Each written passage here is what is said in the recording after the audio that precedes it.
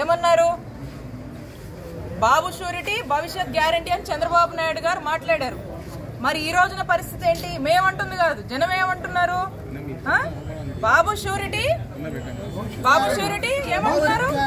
అంతా bogus bogus, బాబు surety bogus. అలాగే బాదుడే గ్యారంటీ అని చెప్పి ప్రజలే మాట్లాడుతున్నారు.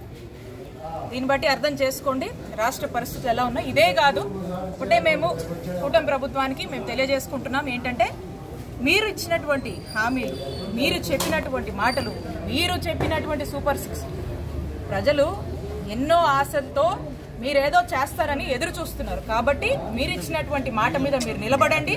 మీరు మాట తప్పినట్టయితే వైఎస్ఆర్ కాంగ్రెస్ పార్టీ తరఫున మేమంతా కూడా నిలబడి పోరాడతాము. ప్రజల పక్షాన, ఇదే కాదు ఏ అంశానికైనా సరే మేము ప్రజల పక్షాన నిలబడతామని కూటమి ప్రభుత్వాన్ని హెచ్చరిస్తా ఉన్నాము. ఇక పాలనంతా కూడా పక్కకు పోయింది. ఏం చూస్తున్నామన్న 6 నెలల నుంచి? ఏమవుతుంది రాష్ట్రంలో? ఏమవుతుంది?